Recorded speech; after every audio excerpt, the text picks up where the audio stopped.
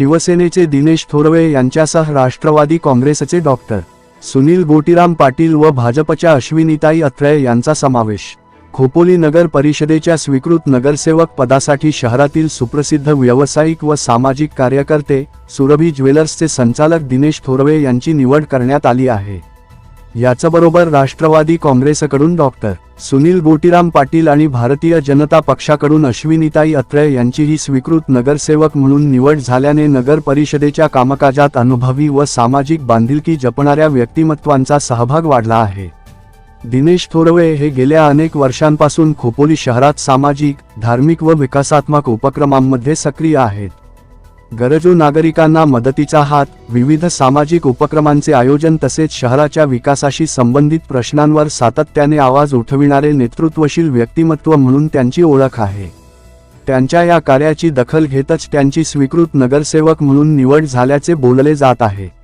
नागरिक व संघटनांकडून अभिनंदन। या निवडीबद्दल नागरिक, व्यापारी वर्ग, युवक कार्यकर्ते तसेच विविध सामाजिक संघटनांकडून दिनेश थोरवे यांच्यावर अभिनंदनाचा वर्षाव होत आहे।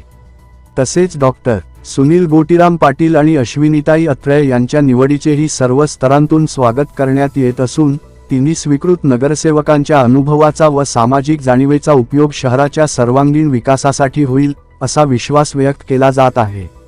पत्रकार संघटनांकडून सत्कार। निवडीच्या पार्श्वभूमीवर न्यूज जर्नालिस्ट असोसिएशन व व्हॉइस ऑफ मीडिया खालापूर तालुका पत्रकार संघटनेच्या वतीने दिनेश थोरवे यांचा पुष्पगुच्छ देऊन सत्कार करण्यात आला व त्यांना हार्दिक शुभेच्छा देण्यात आल्या। यावेळी पत्रकार बांधव व मान्यवर मोठ्या संख्येने उपस्थित होते।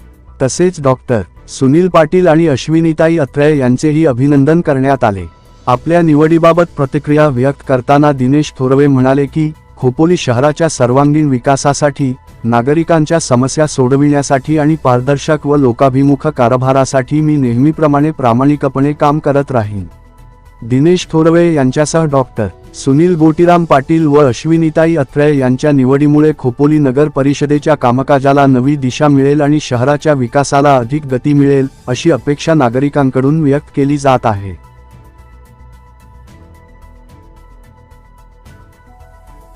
सर्वांना जय महाराष्ट्र।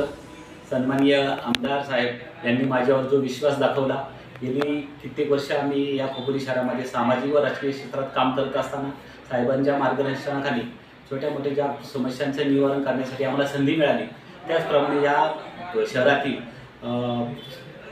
नगराध्यक्ष असतील, आमचे सर्व संघटनेचे पदाधिकारी असतील, गटप्रमुख असतील, त्या सर्व प्रमुखांनी माझ्यावर जो विश्वास दाखवून मला जी संधी मिळाली त्या संधीचं मी नक्कीच सोनं करेन। तर माझ्याकडनं जेवढी चांगली कामं करता येईल त्या कामं करण्याचा मी अतोनात प्रयत्न करेन।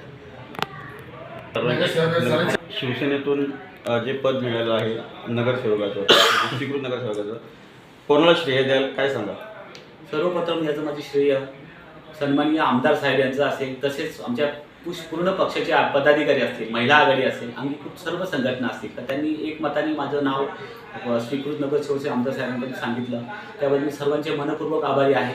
तर जेणेकरून पक्षातील सर्व सामाजिक घटनांना मी न्याय देण्याचा प्रयत्न करेन। धन्यवाद।